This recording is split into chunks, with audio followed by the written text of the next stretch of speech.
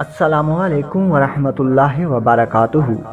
ناظرین کرام، آج ہم آپ کے ساتھ ایک دلچسپ اور روشن راز کو شیئر کریں گے۔ بنجامین کے سامان سے پیالہ کس طرح برآمد ہوا، اس پیالہ کا اصل چور کون تھا اور کیسے ان کے بھائیوں نے بنجامین کا دفاع کیا، اس واقعہ میں چھپا ہے ایک انوکھا سبق اور اللہ کی رحمت کی ایک جھلک۔ تو چلیں بنا دیر کیے شروع کرتے ہیں اس خوبصورت کہانی کو۔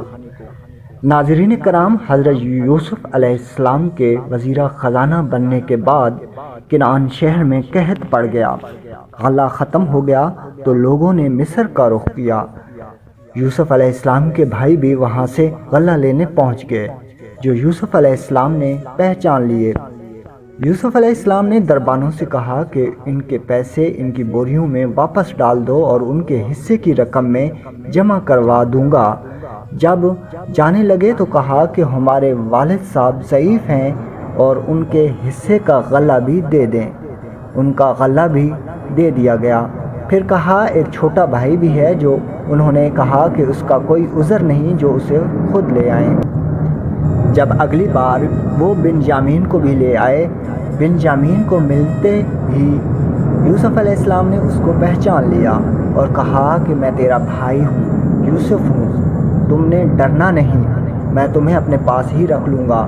تمہارے سامان میں کوئی چیز ڈال دی جائے گی اور دربان کہیں گے کہ ہمارا بادشاہ کا پیالہ چوری ہو گیا ہے، اور اس طرح جب ہم ان سے کہیں گے کہ اس کی سزا کیا ہے تو ان کے طریقہ کار کے مطابق ہم آپ کو گرفتار کر لیں گے، لیکن آپ نے پریشان نہیں ہونا۔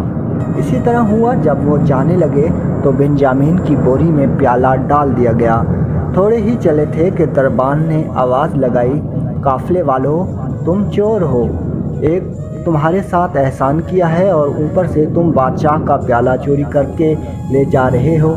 انہوں نے کہا کہ ہم چور نہیں ہیں۔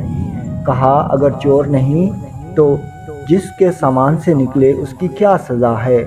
انہوں نے کہا کہ اسے گرفتار کر لیا جائے۔ جب تلاشی ہوئی تو بنجامین کے سامان سے پیالہ نکلا۔ یوں بنجامین کو وہاں رکھ لیا گیا۔ جب واپس گئے تو یعقوب علیہ السلام کو بتایا تو انہوں نے کہا تم نے یوسف کے ساتھ بھی ایسا کیا تھا اور اب بھی ایسا کر رہے ہو، لیکن میں صبر کروں گا۔ یاد رہے یوسف اور بنجامین دونوں ایک ماں سے تھے۔